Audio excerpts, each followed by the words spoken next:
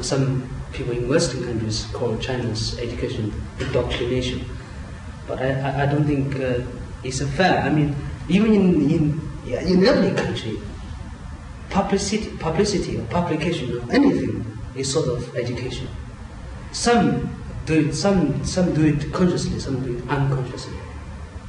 So as for the case in China, we just frankly admit it.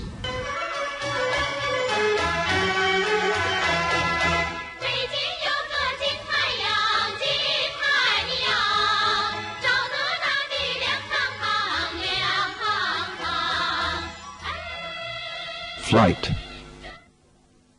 Sometimes in your dreams, you can do things that are impossible when you're awake. For example, flying.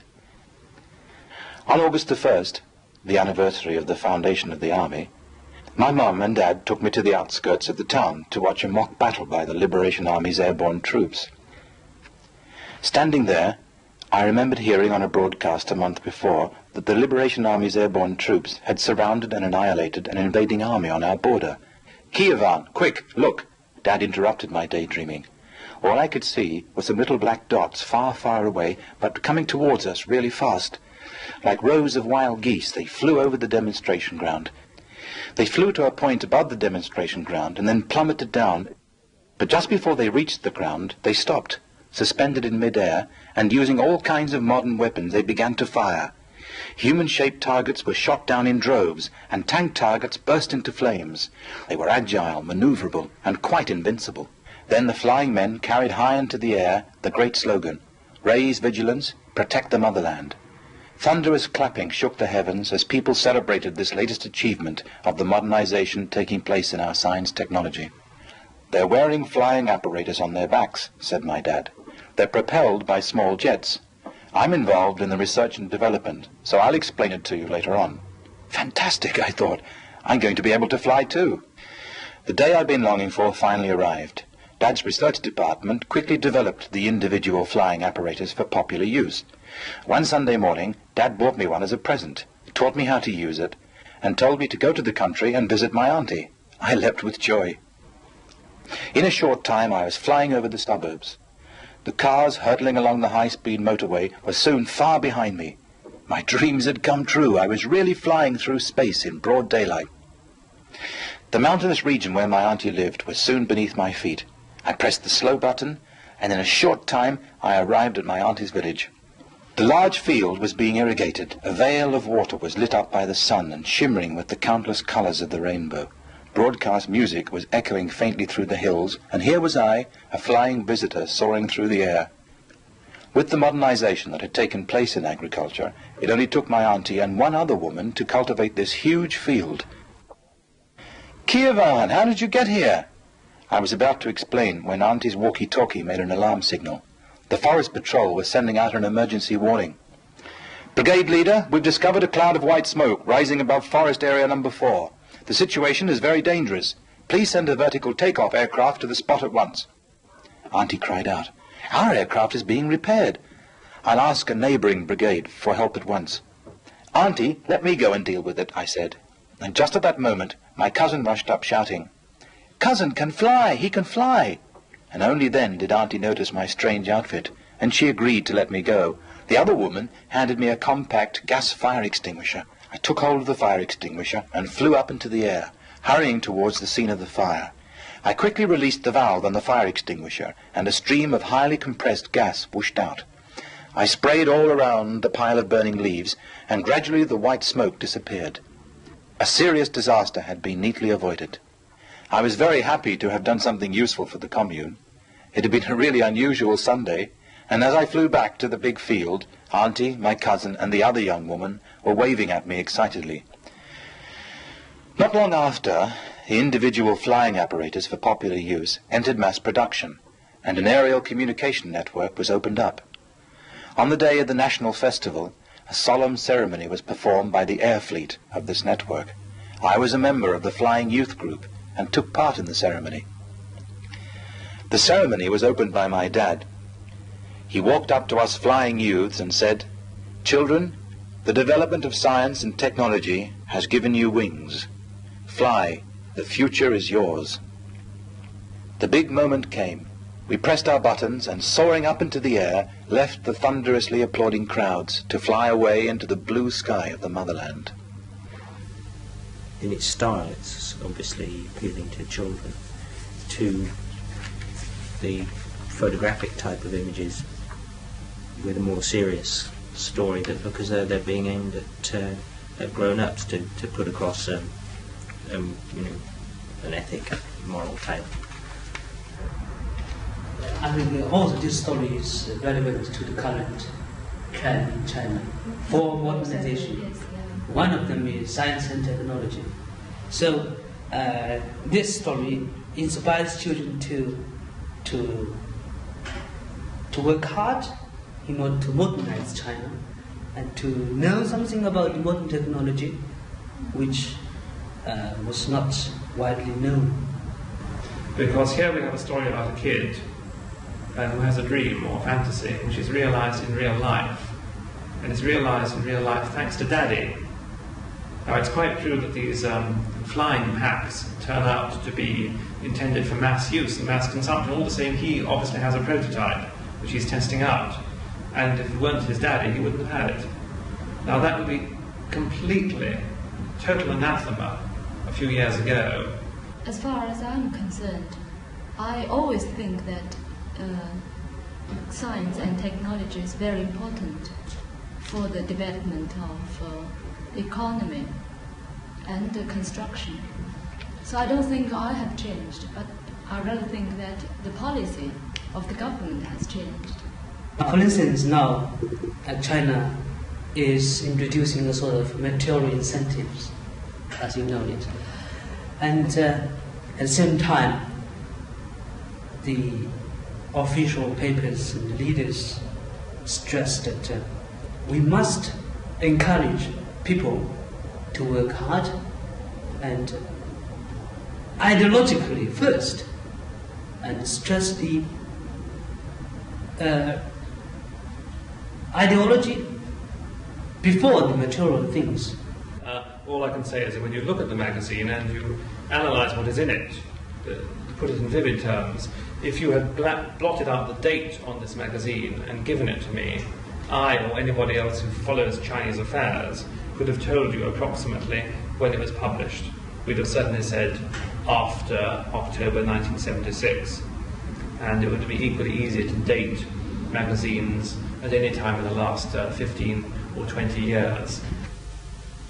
Whether Western comic strips are in some ways less well done, less each frame is less formed perfectly, but because they've had an eye for a fast-moving quality in the story, that your eye automatically goes on because of the way it's drawn.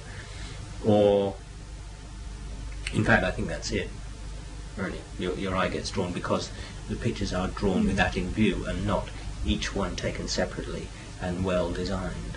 Whereas a lot of American-style comic strips, you've got a very small amount of text and it's all in bubbles. Obviously, it's read by children that don't read an awful lot. See, that's the attraction of comics, I'm sure, for a lot of kids, is that they don't have a lot of heavy reading to do with them, but the pictures carry them through. Whereas with these, there is a lot of text to describe what's supposed to be happening. They're more aimed at pure entertainment than an educational line. Kids are very quick to sniff out an educational line in this country and reject it as being, back to school. The party member. Last winter I became vice president of the country's party committee. On that night I slept very deeply, and I was woken at dawn by a noise outside my window. It was an old man energetically brushing away the snow. I found out his name was Meng. He was 60 and had been a party member for 38 years. During the war he had been a dispatch rider and was badly wounded whilst rendering outstanding service. During peacetime he refused to retire, and was the oldest and most experienced member of the local party branch. He would rise early in the morning before anyone else was awake to fetch water, light stoves and distribute newspapers. One morning, while I was still asleep, there was a knock on the door. "Who is it?" There was no reply. On the second knock, I got up and opened the door with a sigh. A broom was thrust into my hand. It was old Meng. He gave me a piercing look and said nothing. I could see everyone in the yard sweeping snow. And then I understood. He turned back, and I followed him. 2 weeks later, old Meng told me there was a party meeting at 8 o'clock that evening. I was 15 minutes late because I had been to a film, and as I opened the door, everyone turned to look at me. I felt very uncomfortable. The meeting had been called to discuss the question of disciplining of a certain party member who had been neglecting his duties and not taking part in the party's activities. He had not paid his party dues and had infringed principles of party organization. After discussing it, it was proposed that he should be given a severe warning. "All those in favor raise their hands," said old Meng. Slowly and sadly he raised his own, followed by everyone else. It was late when I got back to my room. Suddenly old Meng appeared at the door. "What day is it today, Comrade Jifeng?" He sounded sad and tired. I flipped through the calendar. "It's December the 1st. "You are the only member in this branch who has not paid last month's subscriptions." And only then did I realize that I'd been so busy with my new post that I'd forgotten. I took out my wallet. "I forgot last month, but I'll make it up now." "You forgot, but you remembered to go to the film." Old Meng's beard bristled with restrained anger, and I flushed right down to the base of my neck. "Comrade Jifeng, you forgot to pay your dues and forgot to get up and sweep the snow. Today you forgot to come to the party meeting on time. What are you going to forget tomorrow and the day after?" Each of his words fell like weights on my back. If a Communist Party member doesn't bear his special status in mind, he cannot possibly do his work properly. We must never forget for a moment that we are members of the party. It took me a long time to calm down. After he left, his words beat fiercely in my mind. He was right. The implications of a member, especially a party official, forgetting his status, were very serious. But in this story, the leader is criticized by the old man, who is not the leader.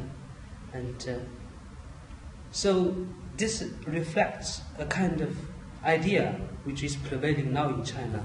Because during the Cultural Revolution, we say 长官意志, that means of who got the power, who was right.